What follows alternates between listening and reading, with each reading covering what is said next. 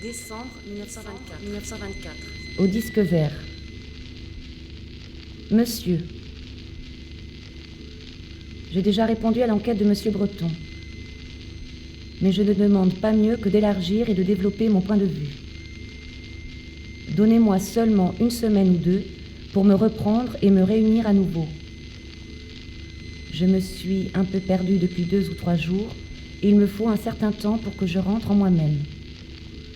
Recevez, monsieur, l'expression de mes sentiments très dévoués. Artaud.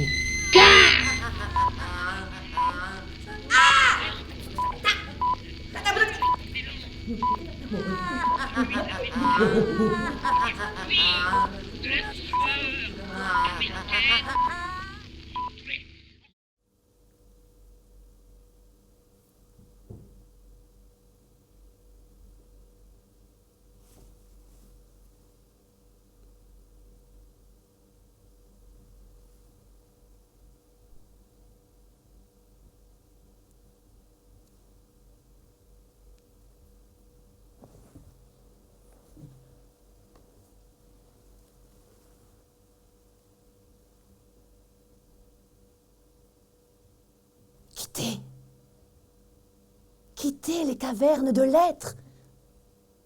Venez. L'esprit souffle en dehors de l'esprit.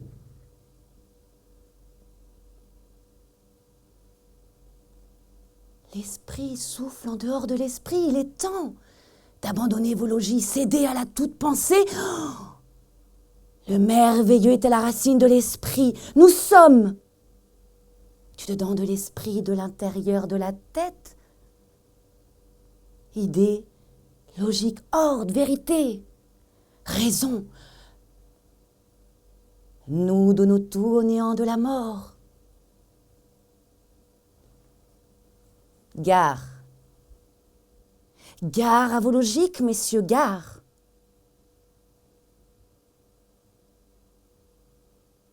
Vous ne savez pas jusqu'où notre haine de la logique peut nous mener. Ce n'est que par un détournement de la vie, par un arrêt imposé à l'esprit que l'on peut fixer la vie dans sa physionomie dite réelle. Mais la réalité n'est pas là-dessous. C'est pourquoi nous qui visons à une certaine éternité surréelle, nous qui depuis longtemps ne nous considérons plus dans le présent et qui sommes à nous-mêmes comme nos ombres réelles, il ne faut pas venir nous embêter en esprit. Qui nous juge n'est pas né à l'esprit. À cet esprit que nous voulons vivre et qui est pour nous en dehors de ce que vous appelez l'esprit. Il ne faut pas trop attirer notre attention sur les chaînes qui nous rattachent à la pétrifiante imbécilité de l'esprit. Nous avons mis la main sur une bête nouvelle. Les cieux répondent à notre attitude d'absurdité insensée. Cette habitude que vous avez de tourner le dos aux questions n'empêchera pas les cieux aujourd'hui de s'ouvrir. Et une nouvelle langue de s'installer au milieu de vos tractations imbéciles. Nous voulons dire des tractations imbéciles de votre pensée. Il y a des signes dans la pensée. Notre attitude d'absurdité et de mort est celle de la réceptivité la meilleure. À travers les fentes d'une réalité désormais inviable, parle un monde volontairement sibyllin.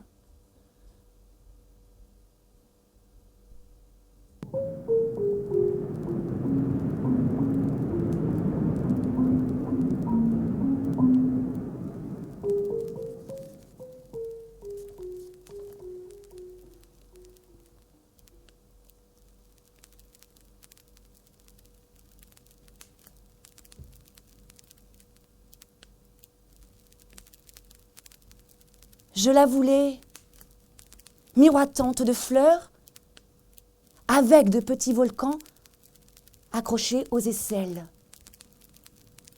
Et spécialement cette lave en amande amère et qui était au centre de son corps dressé.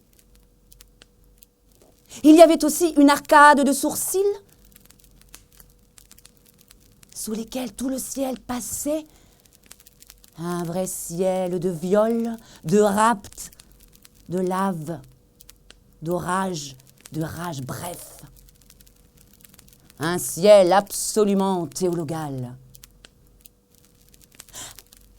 Un ciel comme une arche dressée, comme la trompette des abîmes, comme de la ciguë en rêve. Un ciel contenu dans toutes les fioles de la mort. Le ciel d'Héloïse au-dessus d'Abélard. Un ciel d'amoureux suicides. Un ciel qui possédait toutes les rages de l'amour. C'était un ciel de péché protestataire, un péché retenu au confessionnal, de ces péchés qui chargent la conscience des prêtres. Un vrai péché théologal. Ah, et je l'aimais. Elle était bonne. Dans une taverne d'Hoffmann, mais une miteuse, crapuleuse, boniche. Une boniche crapuleuse et mal lavée. Elle passait les plats, vidait les lieux, faisait les lits, balayait les chambres, secouait les ciels de lit et se déshabillait devant sa lucarne comme toutes les bonnes de tous les contes d'Hoffmann. Je couchais à l'époque dans un lit piteux dont le matelas se dressait toutes les nuits, se recroquevillait devant cette avance de rats que dégorgent les reflux des mauvais rêves et qui s'aplanissait au soleil levant.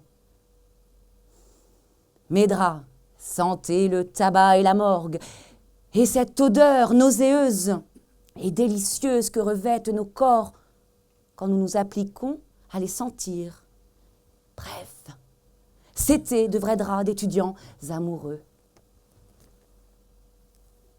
Je piochais une thèse annonnante sur les avortements de l'esprit humain, à ces seuils épuisés, de l'âme jusqu'où l'esprit de l'homme n'atteint pas.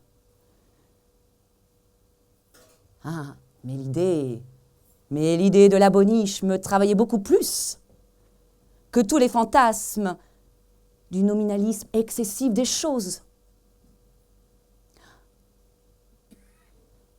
Je la voyais à travers le ciel, à travers les vitres fendues de ma chambre, à travers ses propres sourcils, à travers les yeux de toutes mes anciennes maîtresses et à travers les cheveux jaunes de ma mère. Or, nous étions à la nuit de la Saint-Sylvestre.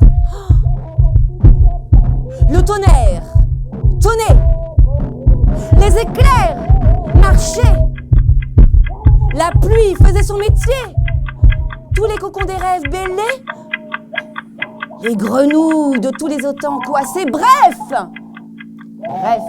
la nuit faisait son métier.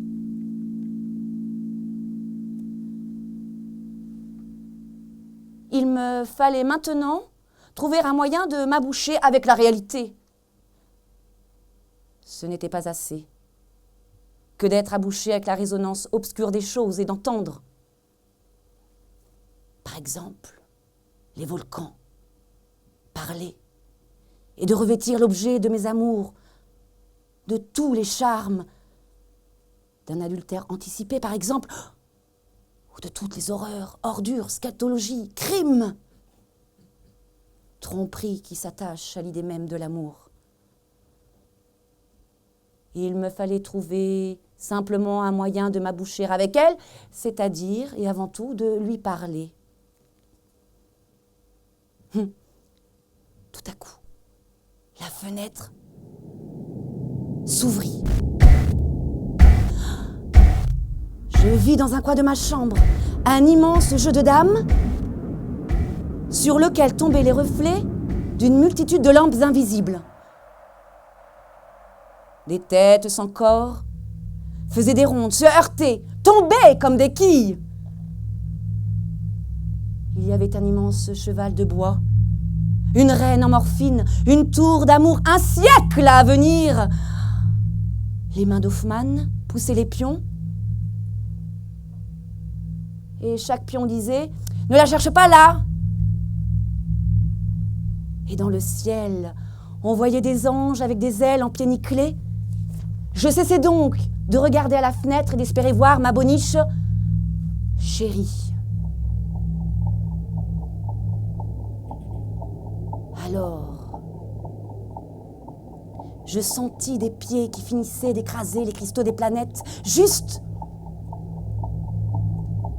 dans la chambre dessus. Des soupirs ardents perçaient le plancher et j'entendis l'écrasement d'une chose suave.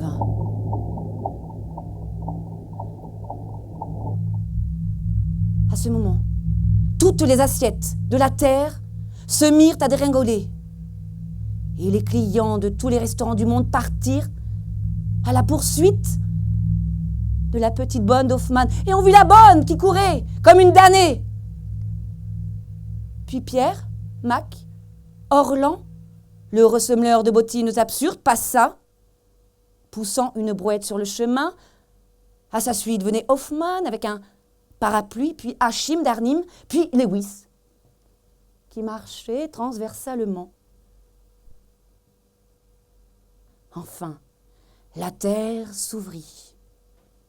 Et Gérard de Narval apparut. Il était plus grand que tout. Il y avait aussi un petit homme à côté qui était moi. « Mais notez bien que vous ne rêvez pas, » me disait Gérard de Narval. « Voici d'ailleurs le chanoine Lewis qui s'y connaît. Lewis, oseriez-vous soutenir le contraire ? » « Oh non, non, non, non, non, non, non, non, par tous les sexes barbus. » « Ils sont stupides, pensais-je. Ce n'est pas la peine d'être considérés comme de grands auteurs. Donc, me disait Gérard de Narval, vois-tu, tout ceci a un lien. Tu la mets en salade, tu la mélanges à l'huile, tu la décortiques, la boniche est ma femme. Il ne connaît même pas le poids des mots. Pardon, le prix des mots, me souffla ma cervelle qui elle aussi s'y connaissait. Tais-toi, ma cervelle, tu n'es pas encore assez vitrifiée. Hoffmann me dit, venons-en au fait, et moi je ne sais pas comment m'aboucher, avec elle je n'ose pas. Mais tu n'as même pas à oser, répliqua Lewis, tu l'obtiendras transversalement. Mais transversalement à quoi? Parce que pour l'instant c'est elle qui me traverse. Mais puisque la vie est oblique, que l'amour est oblique, que la pensée est oblique, et que tout est oblique, tu l'auras quand tu n'y penseras pas.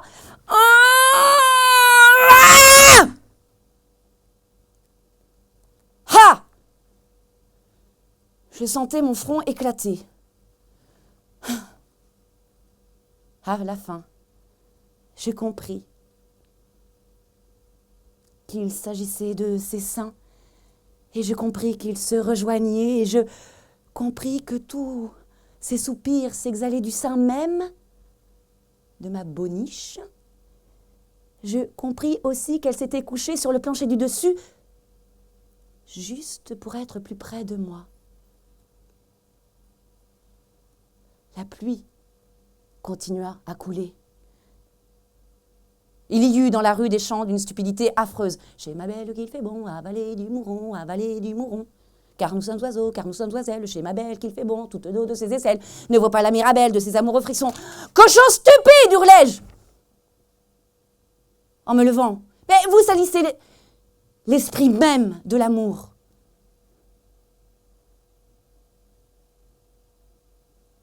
La rue était vide. Il n'y avait que la lune qui continuait ses murmures d'eau. Quelle est la meilleure breloque? Quel est le bijou le plus beau? Quelle est l'amande la plus fondante? À cette vision, je souris. Ce n'est pas le diable, tu vois, me dit-elle. Et non, ce n'était pas le diable. Ma petite Boniche était dans mes bras. Je te désirais depuis si longtemps, me dit-elle.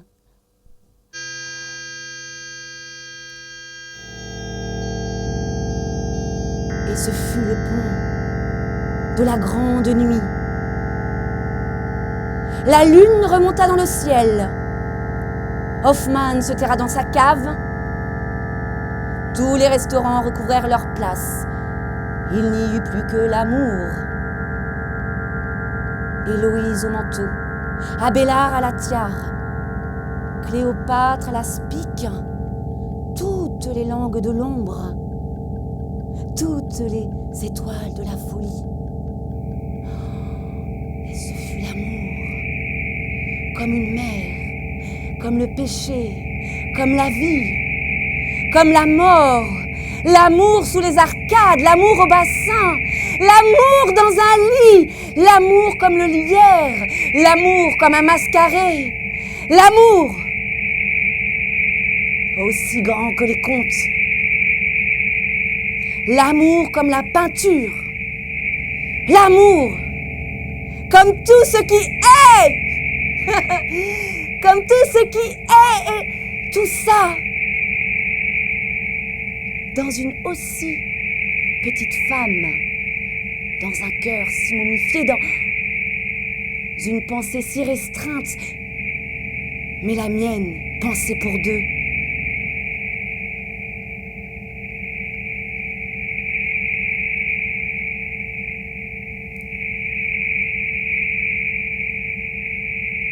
Du fond d'une ivresse insondable,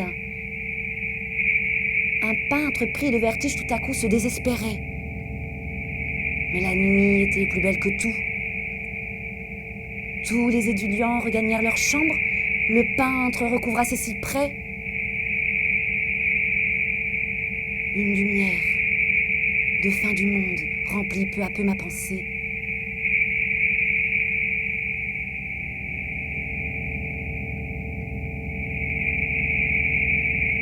Il n'y eut bientôt plus qu'une immense montagne de glace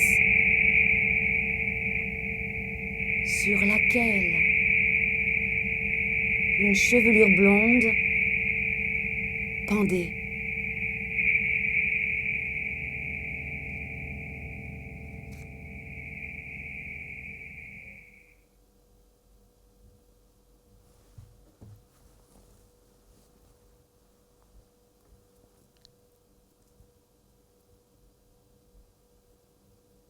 On vit, on meurt. Quelle est la part de volonté dans tout cela?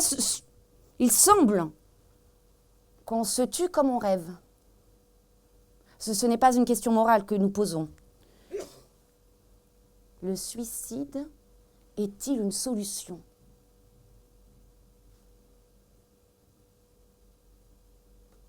Non. Non. Le suicide est encore une hypothèse.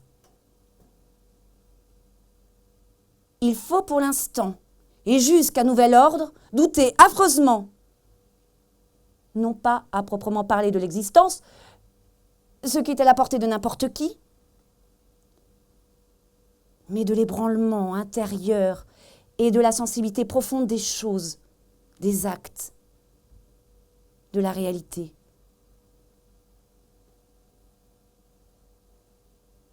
L'existence construite et sentante de tout homme me gêne et résolument j'abomine toute réalité.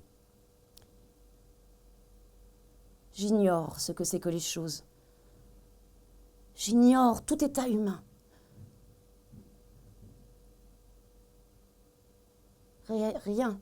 Rien du monde ne tourne pour moi, ne tourne en moi. Je souffre affreusement de la vie. Il n'y a pas d'état que je puisse atteindre. Et très certainement, je suis mort. Je suis mort depuis longtemps. On m'a suicidé, c'est-à-dire, je suis déjà suicidée.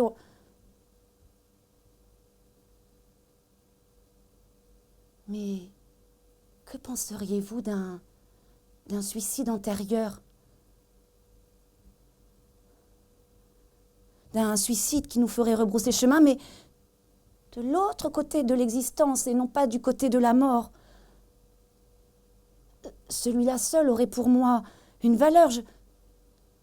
Je ne sens pas l'appétit de la mort, je sens l'appétit du ne pas être, de n'être jamais tombé dans ce déduit d'imbécilité, d'abdication, de renonciation et d'obtuse rencontre qui est le moi d'Antonin Artaud, bien plus faible que lui. Le moi de cet infirme errant qui de temps en temps vient proposer son ombre sur laquelle lui-même il a craché. Et depuis longtemps, ce moi béquillard et traînant, ce moi virtuel, impossible, et qui se retrouve tout de même dans la réalité. Personne comme lui n'a senti sa faiblesse, qui est la faiblesse principale de l'humanité, essentielle à détruire, à ne pas mourir. Je sens la mort sur moi comme un torrent, comme le bondissement instantané d'une foudre dont je n'imagine pas la capacité. Je sens la mort chargée de délices, de dédales tourbillonnants, mais où est là-dedans la pensée de mon être?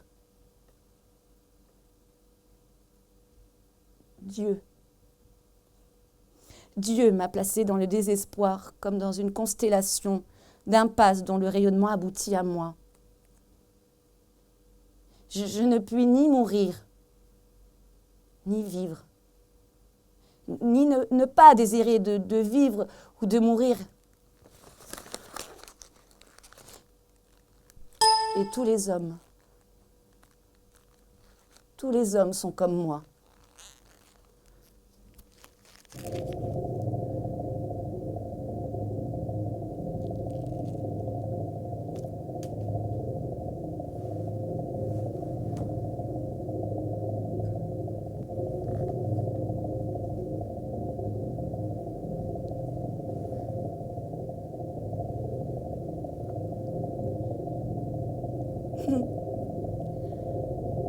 C'était un cinématographe aérien.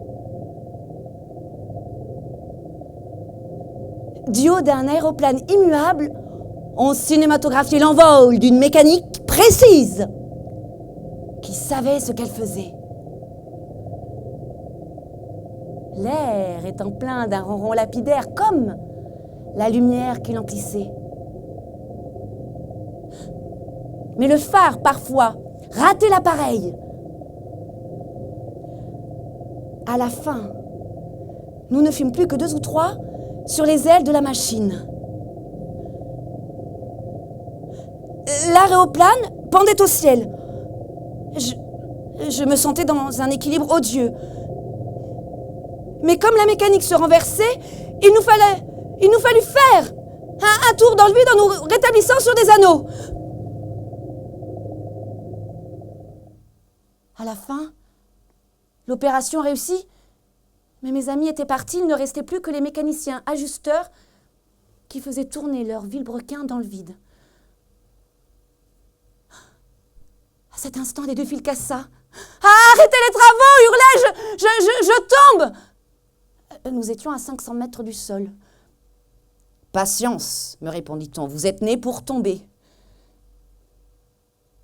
Il nous fallait marcher sur les ailes de la machine. Je les sentais pourtant résistantes sous moi. « C'est que si je tombe, hurlai-je, mais je savais bien que je ne sais pas voler. » Et je sentis que tout craquait. Un cri !« Envoyez les lancers !» Les lancers !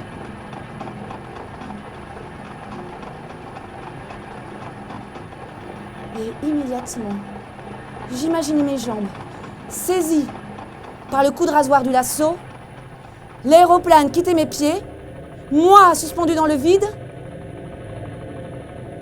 les pieds au plafond. Ah, je ne suis jamais si c'était arrivé. Jamais.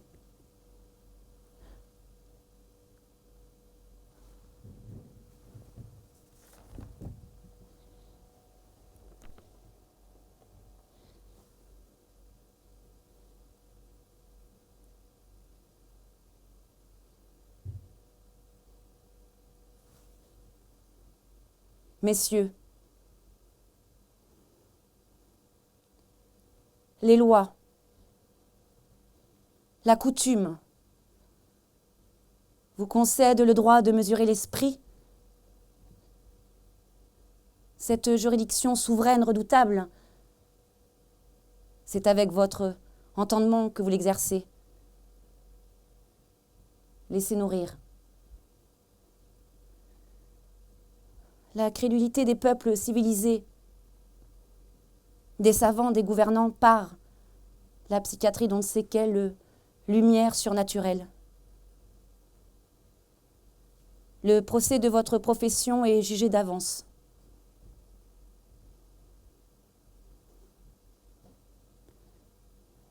Nous n'entendons pas discuter ici la valeur de votre science, ni l'existence douteuse des maladies mentales.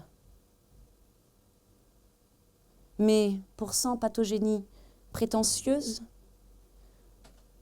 où se déchaîne la confusion de la matière et de l'esprit, pour 100 classifications dont les plus vagues sont encore les seules utilisables, combien ? Combien de tentatives nobles pour approcher le monde cérébral où vivent tant de vos prisonniers? Combien êtes-vous, par exemple, pour qui le rêve du dément précoce, les images dont il est la proie sont autre chose qu'une salade de mots?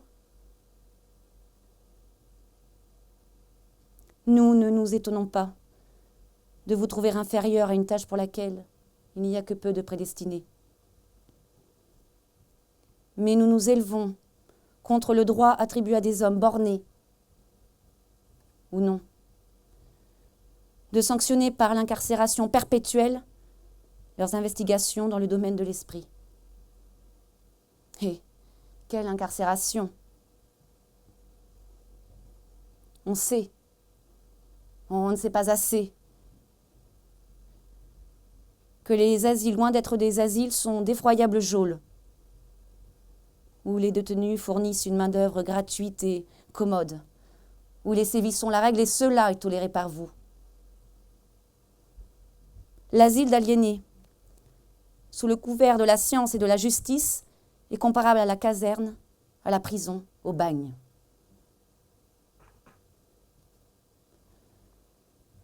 Nous ne soulèverons pas ici la question des internements arbitraires pour vous éviter des dénégations faciles. Nous affirmons qu'un grand nombre de vos pensionnaires sont arbitrairement internés. Nous n'admettons pas qu'on entrave le libre développement d'un délire aussi légitime, aussi logique que toute autre succession d'idées ou d'actes humains.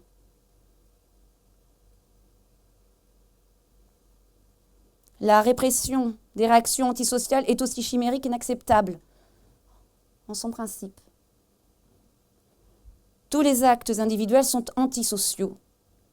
Les fous sont les victimes individuelles par excellence de la dictature sociale.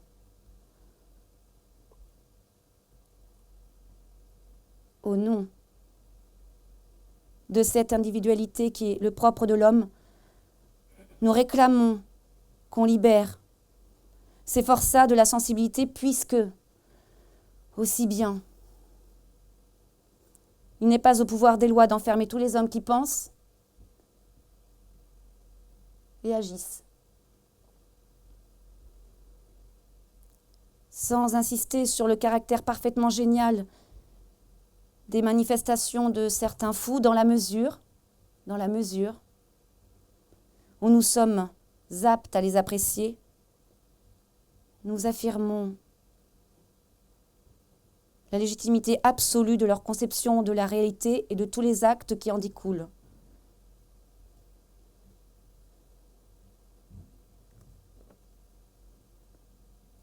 Puissiez-vous vous en souvenir demain matin à l'heure de la visite,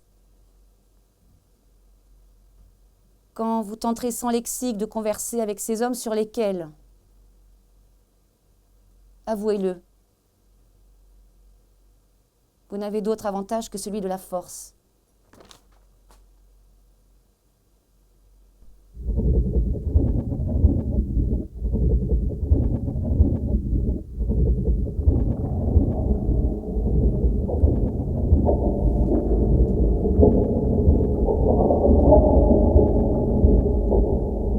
Mes rêves sont avant tout une liqueur, une sorte d'eau de nausée où je coule et qui roule de sanglants mica. Ni dans la vie de mes rêves, ni dans la vie de ma vie, je n'atteins à la hauteur de certaines images. Je ne m'installe dans ma continuité. Tous mes rêves sont sans issue, sans château fort, sans plan de vilain. Un vrai remugle de membres coupés. Je suis d'ailleurs trop renseignée sur ma pensée pour que rien de ce qui s'y passe m'intéresse. Je ne demande qu'une chose, c'est qu'on m'enferme définitivement dans ma pensée. Quant à l'apparence physique de mes rêves, je vous l'ai dit, une liqueur.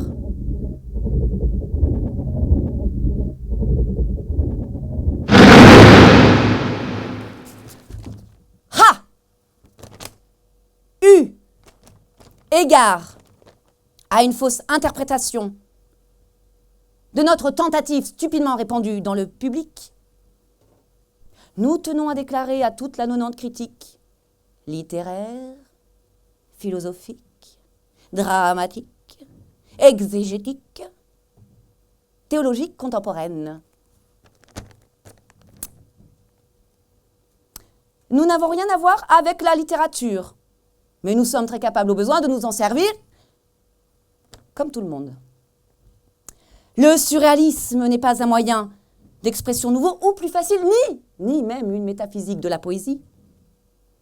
Il est un moyen de libération totale de l'esprit et de tout ce qui lui ressemble.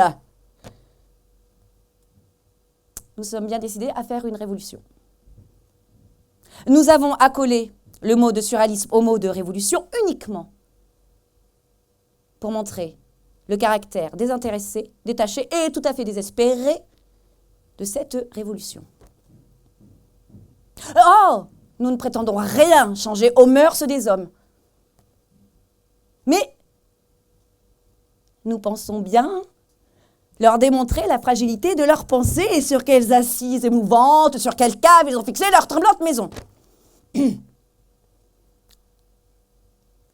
lançons à la société cet avertissement solennel, qu'elle fasse attention à ses écarts. À chacun des faux pas de son esprit, nous ne la raterons pas. À chacun des tournants de sa pensée, la société nous retrouvera. Nous sommes bien décidés à faire une révolution. D'ailleurs, nous sommes des spécialistes de la révolte. Il n'est pas de moyen d'action que nous ne soyons capables, au besoin, d'employer. Et nous disons plus spécialement au monde occidental, le surréalisme existe! Mais qu'est-ce donc que ce nouvel Mais qu'est-ce donc que ce nouvel Mais qu'est-ce donc que ce nouvel qui s'accroche maintenant à nous Qui s'accroche maintenant à nous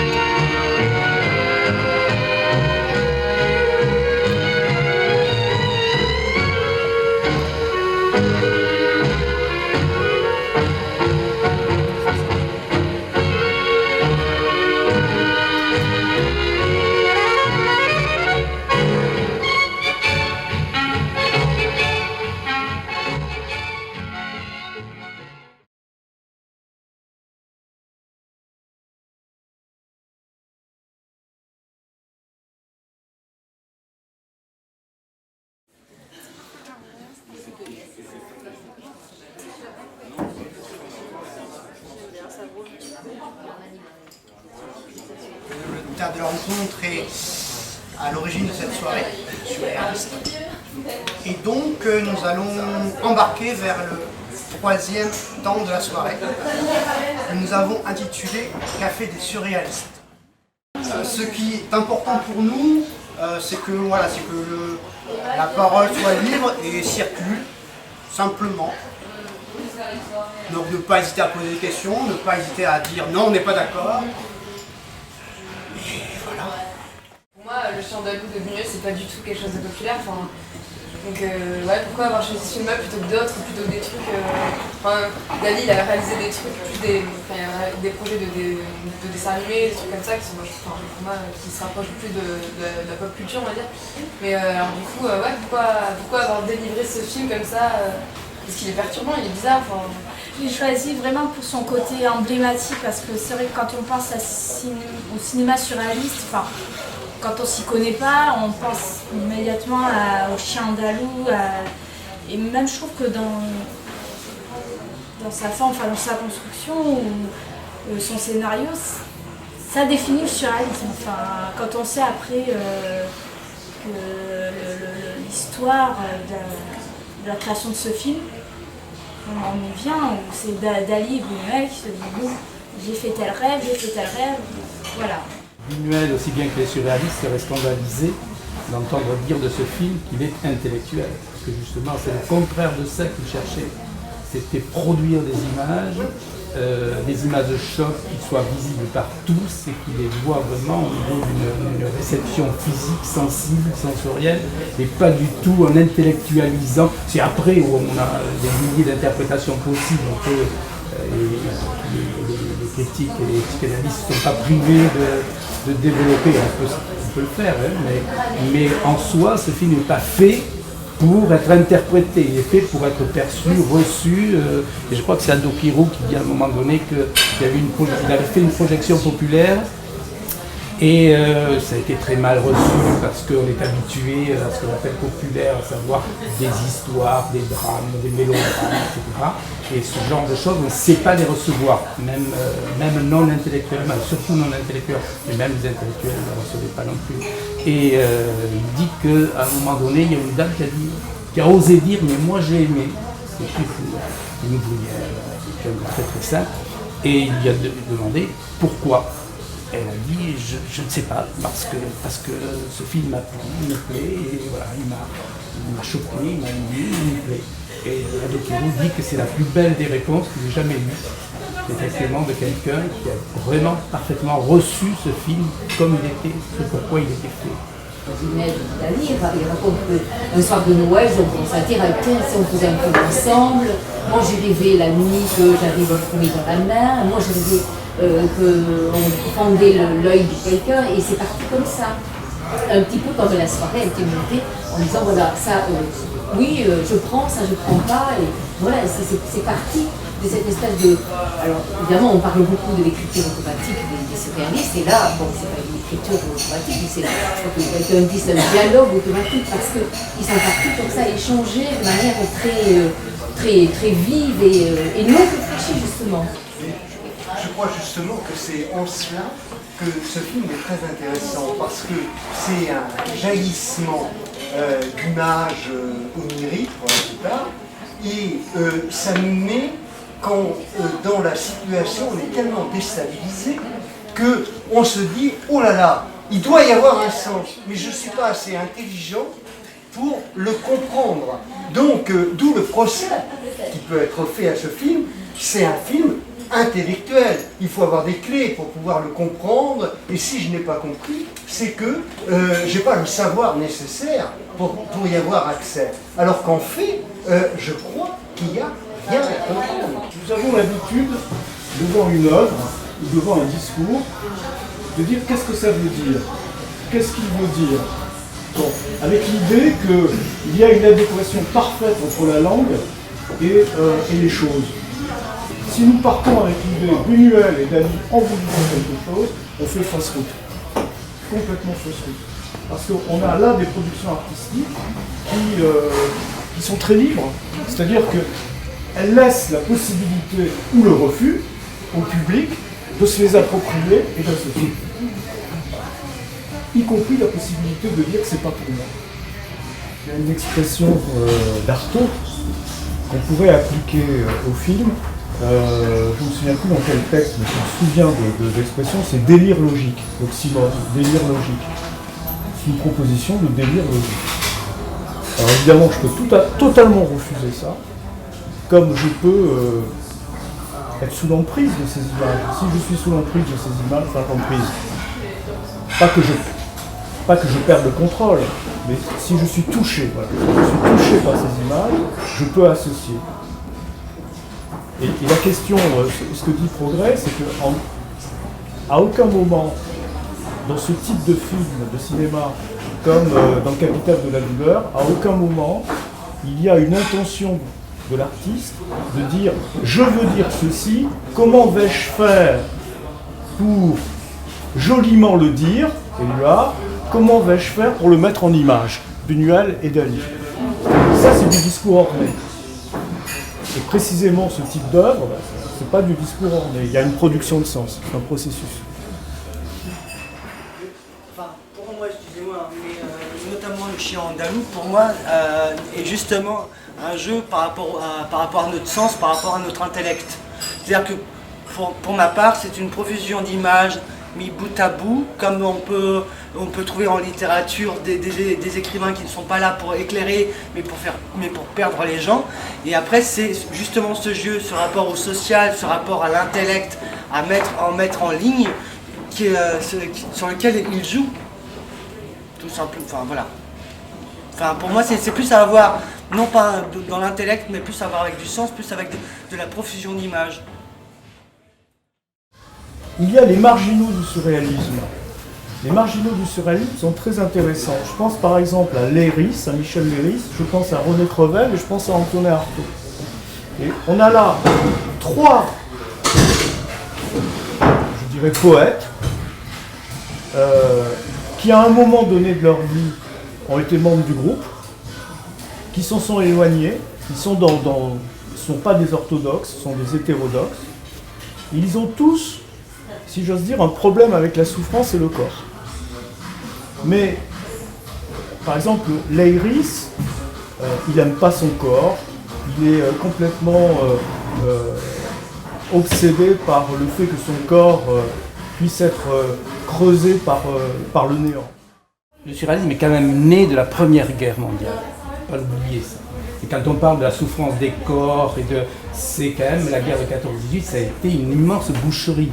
Et là, la première des révoltes de tous ces poètes, écrivains, etc., ça a été ça. Ça a été de dire c'est une boucherie immonde, c'est invraisemblable. C'est la première fois que, en gros, que les populations civiles étaient impliquées à ce point dans une guerre. Avant, bon, c'était des armées qui se faisaient des guerres. Bon. Après la Seconde Guerre mondiale, c'est plus quelque chose qui tend vers le recueillement, quelque chose comme ça. C'est moins la folie, c'est moins cette espèce d'énergie qu'il faut libérer. C'est moins un cri qu'un recueillement, un silence. Ce qui s'est joué pour le surréalisme après la Première Guerre mondiale, c'est l'échec total et la faillite de toutes les valeurs que portait l'Occident. Donc, ces valeurs ayant totalement sombré avec 14-18, il fallait tout repenser, tout repartir à zéro. Si on veut transformer le monde, il faut transformer l'être de parole. D'où la force du langage poétique des surréalistes. En 69, le groupe ne se dissout pas, il suspend ses activités. C'est intéressant, parce que après 68, on pourrait dire que le groupe, il a toutes les raisons de continuer. Eh bien non. Après 68, un an après 68, le groupe dit on arrête, on suspend. Ça veut dire qu'on peut reprendre, ils ne reprennent pas. On peut reprendre. Et qu'est-ce que ça signifie? Moi j'interprète, c'est simple. Le groupe ne peut vivre qu'à partir du moment où il y a Breton. Le surréalisme, c'est la liberté, si on a un mot à donner par rapport à ça, hein, les jaillissements, en dehors de tout ce qui est contenu, en dehors d'un langage stéréotypé, c'est vraiment une œuvre de liberté qu'il y a au son. Et là, ça voudrait dire que sans le père, le surréalisme ne pourrait pas vivre. Là, il me semble qu'il y aurait une contradiction, mais fondamentale. Il y a autant de surréalisme que de surréalistes. Par exemple, Breton a une vie de petit bourgeois. À 21h30, il se met au lit, il vous invite à dîner, il ne faut pas boire. Non, mais c'est vrai, il est comme ça, à 21h30, il faut dire je prends congé, je m'en vais, il ne faut pas s'attarder. Bon, et puis il y a les autres qui vont au bal nègre, etc. Bon, voilà. Et tout ça va ensemble. Mais tout ça va ensemble, et puis ça fait des étincelles. C'est obligatoire que ça fasse des étincelles. C'est d'accord à condition qu'on dise qu'un groupe comme celui-là, contrairement à ce qu'on appelle un groupe, c'est-à-dire où on met en commun des choses, ce groupe, c'est la différence qu'on met en commun. Ce que chacun met sur la table, c'est sa propre différence. C'est ce qui sépare les individus. C'est ce que Blanchot après théorisera sous la forme de l'amitié. On est amis par-delà la différence. Et ce qui fait lien, c'est la différence, c'est la séparation. C'est parce qu'on est des individus, et là on l'a entendu chez Artaud, l'individu est un absolu. Et d'un individu à l'autre, il y a un abîme insondable. Et ce qu'ils mettent sur la table, qui fait groupe, c'est cet abîme-là. C'est pas du tout quelque chose comme un commun dénominateur qui, effectivement, ferait surréalisme, comme on le voit dans les Lagarde et Michard et compagnie. Bon, c'est habitué aux notions de groupe, de mouvement, d'école, etc. On a tendance à y voir ce qui relie les gens. Or, le surréalisme est peut-être un des premiers mouvements à avoir mis sur la table ce qui fait différence.